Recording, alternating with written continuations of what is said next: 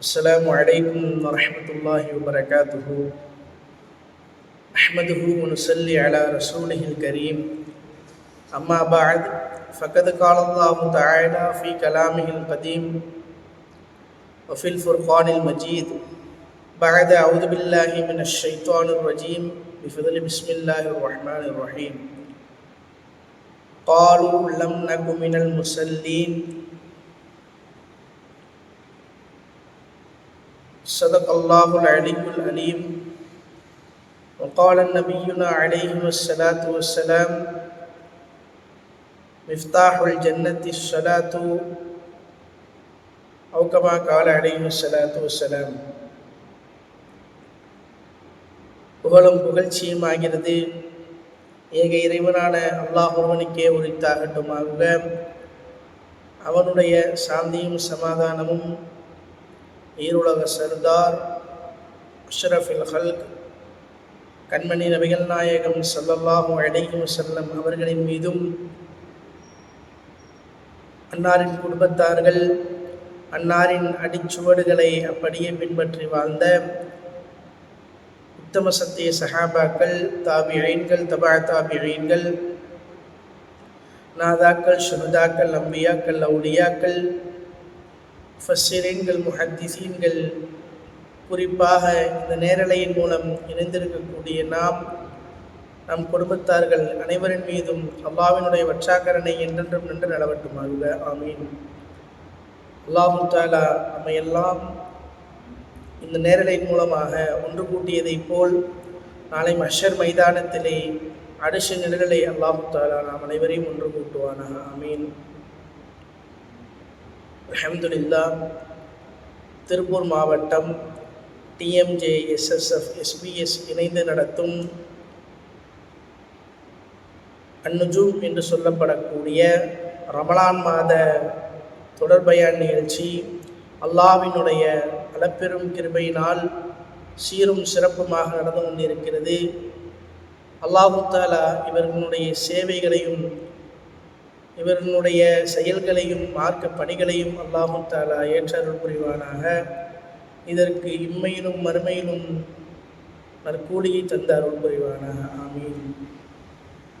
கண்ணியமானவர்களே, இந்த உலகில் நாம் ஒவ்வொருவரும் ஒவ்வொருவரிடத்தில் ஒரு கேள்வியை கேட்டுக்கொண்டேதான் இருக்கிறோம். ஒரு பெற்றோர்கள் தன் பிள்ளைகளிடத்தில் கேள்வியை கேட்கிறார்கள், ஆசிரியர் மாணவனிடத்தில் கேள்வியை கேட்கிறார், கணவன் மனைவியிடத்தில் கேள்வி கேட்கிறார், மனைவி கணவனிடத்தில் கேள்வி கேட்கிறாள். இவ்வாறாக இந்த உலகில் ஒவ்வொருவரும் ஏதாவது ஒரு சூழ்நிலையில் ஒவ்வொருவரிடத்திலும் ஏதாவது ஒரு கேள்வியை கேட்கிறோம். அது உலக நீதியாக இருந்து கொண்டிருக்கிறது.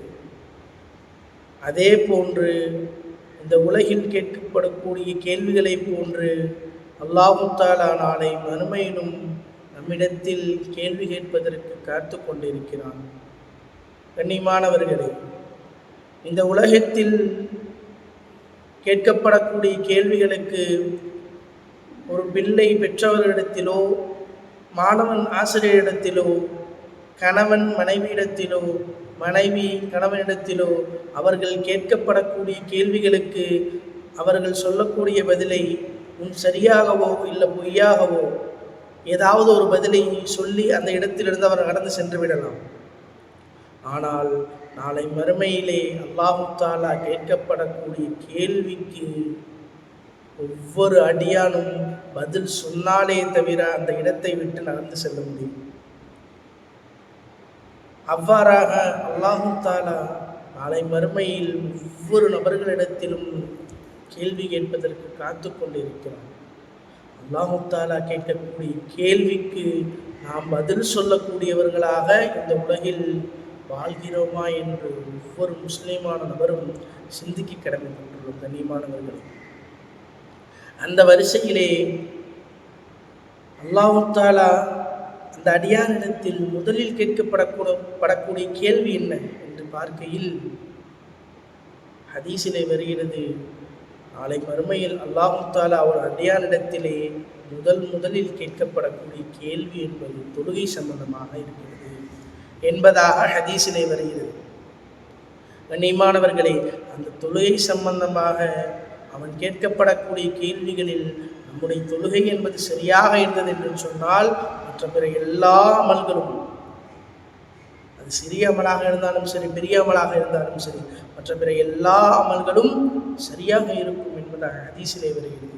அதே போன்று அந்த தொழுகையிலே ஏதாவது சிறு குறைகளோ குளறுபடிகளோ இருந்தது என்று சொன்னால் அவனுடைய எல்லா அமலும் குளறுபடி உள்ளதாக இருக்கும் என்பதாக ஹதீஸிலே வருகிறது. கண்ணியமானவர்களே, நாளை நரகத்திற்கு செல்லக்கூடியவரிடத்திலே கேட்கப்படுமாம். என்ன கேட்கப்படும் என்று பார்த்தால் குர்ஆனிலே வருகிறது, மா சலகக்கும் ஃபீ சகர். சக்கர் என்ற இந்த நரகத்திற்கு நீங்கள் எதற்கு வந்தீர்கள் என்று கேட்கும் பொழுது அவர்கள் கூறுவார்களாம், காலு, அவர்கள் கூறுவார்கள், என்ன கூறுவார்கள், லம் நகும் மினல் முஸல்லீன், நான் இந்த உலகத்தில் இருக்கும் பொழுது தொழாதவனாக இருந்தேன், நான் இந்த உலகத்தில் இருக்கும் பொழுது தொழாதவனாக இருந்தேன் என்பதாக அவர்கள் கூறுவார்களாம். கண்ணியமானவர்களே, தொழாமல் இருக்கக்கூடியவர்களுக்கு சக்கர் என்ற தனி நரகமே இருக்கிறது. அதைத்தான் அல்லாஹ் தஆலா ஹதீஸிலே குர்ஆனிலே கூறி காண்பிக்கிறார். அதே போன்று பெருமானார் நபிகள் நாயகம் ஸல்லல்லாஹு அலைஹி வஸல்லம் அவர்கள் கூறுவார்கள்,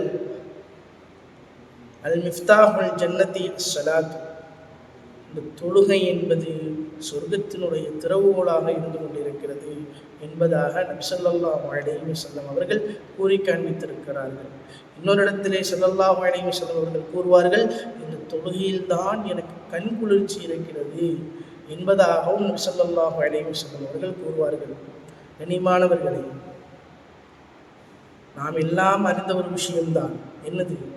மேராஜினோட பயத்தின் போது அல்லாஹ் நபிக்கு 50 வக்துகள் தொழுகையை கடமையாக கொடுத்தான். அந்த 50 வக்துகள் என்பது நம்முடைய தொழுகையிலே இருந்தது என்று சொன்னால் நமக்கு எவ்வளவு சிரமமாக இருக்கும். ஆனால் ரசூல் ஸல்லல்லாஹு அலைஹி வஸல்லம் அவர்கள் அல்லாஹ்விடத்திலே கேட்டு கடைசியாக 5 வக்துகளை இடத்திலே வாங்கி பரிசாக கொண்டு வந்த அந்த தொழுகையிலே நம்முடைய நிலை எப்படி இருக்கிறது என்று நாம் சிந்திக்க வேண்டும் என்று சொன்னால் என்னையும் சேர்த்துத்தான் நான் சொல்கிறேன். கண்ணியமானவர்களே, இந்த தொழுகை என்பது சுவனத்தினுடைய சாவியாக இருக்கிறது. ஒரு வண்டிக்கு அதனுடைய சாவி இருந்தால்தான் அதனை நகர்த்தி கொண்டு செல்ல முடியும். அதே போன்று நம்முடைய வீட்டிலே பயன்படுத்தக்கூடிய பொருட்களுக்கு வீட்டினுடைய கதவை திறக்க வேண்டும் என்று சொன்னால் அந்த சாவியை போட்டால்தான் கதவை திறந்து நாம் உள்ளே செல்ல முடியும். அது போன்று அந்த சாவி தொலைந்து விட்டது என்று சொன்னால் அந்த பைக்கினுடைய லாக்கை உடைக்க வேண்டும், நம்முடைய வீட்டினுடைய கதவை உடைக்க வேண்டும்.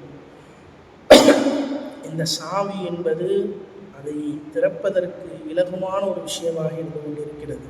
அதே போன்றுதான் நாம் நாளை சுவனத்திற்கு செல்ல வேண்டுமே என்று சொன்னால் சுவனத்தினுடைய சாவியாக இந்த தொழுகை இருந்து கொண்டிருக்கிறது. கண்ணியமானவர்களே, அதை நாம் பயன்படுத்துவதற்கு கடமைப்பட்டுள்ளோம்.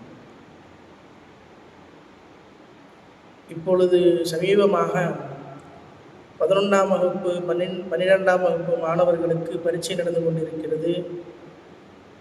அவர்கள் அந்த பரீட்சை எழுதுவதற்கு முன்னால் படிக்கக்கூடிய சமயத்திலே அவர்களுடைய சாரிடத்திலே எந்த கொஸ்டின் இம்பார்ட்டண்ட்டாக முக்கியமான கொஸ்டினாக வரும் அப்படின்னு சொல்லிட்டு கேட்கும் பொழுது அந்த சார் அவங்க சொல்லி கொடுக்குறாங்க.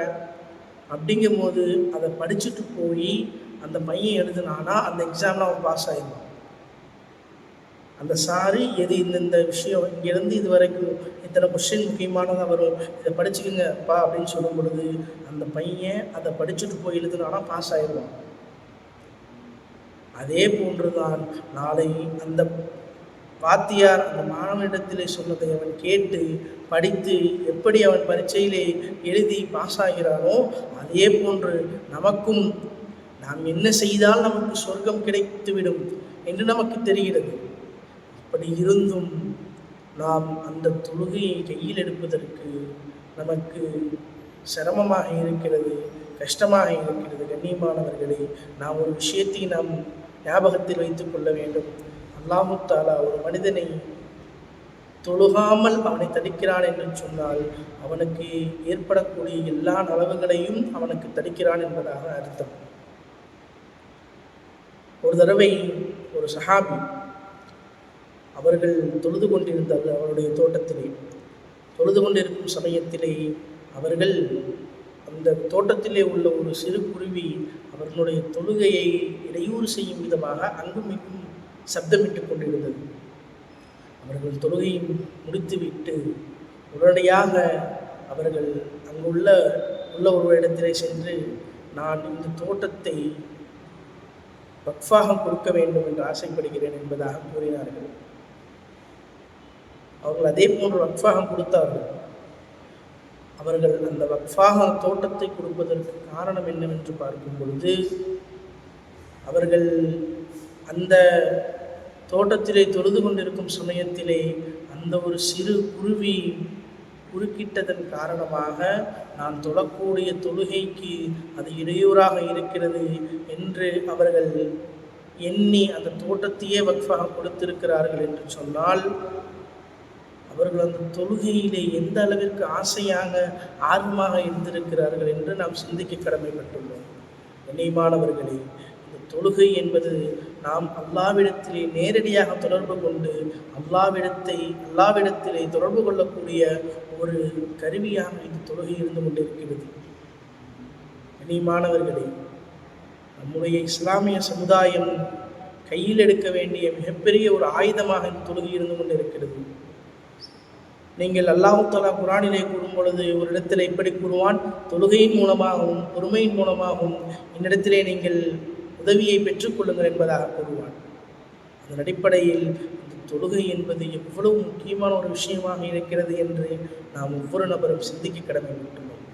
அருமையானவர்களே, இந்த ரமலான் மாதத்தில் மட்டும் நாம் தொழுகையை கடைபிடிக்காமல் நாம் ஆயுள் உள்ளவரை நாம் அந்த தொழுகையினுடைய சரியான நேரத்திலே தொழுது அல்லாஹ்வினுடைய இறை பொருத்தத்தை பெற்ற நல்லடியானாக ஆகுவதற்கும், உயிர் உள்ளவரை இந்த தொழுகையை சரியாக தொழக்கூடிய பாக்கியத்தை அல்லாஹ் தஆலா உங்களுக்கும் எனக்கும் தந்த அருள் புரிவானாக. வாஹிரு தஅவானா அல்ஹம்துலில்லாஹி ரப்பில் ஆலமீன். அஸ்ஸலாமு அலைக்கும் வரஹ்மத்துல்லாஹி வபரகாத்துஹு. ஆமீன். அல்ஹம்துலில்லாஹி ரப்பில் ஆலமீன். ஹம்தன் வ யுவாஃபி நிஅமஹு வ யுகாஃபி மஸீதா வ அஃவன்னா யா கரீம் யா ரஹீம் யா அல்லாஹ். ஸலாத்து வஸ்ஸலாமு அலா சய்யிதினா முஹம்மதின் وعلى آل سيدنا محمد وبارك وسلم عليه. اللهم اغفر لنا ذنوبنا وخطايانا كلها يا رب العالمين. ربنا تقبل منا أعمالنا برحمتك يا أرحم الراحمين. ربنا آتنا في الدنيا حسنة وفي الآخرة حسنة وقنا عذاب النار.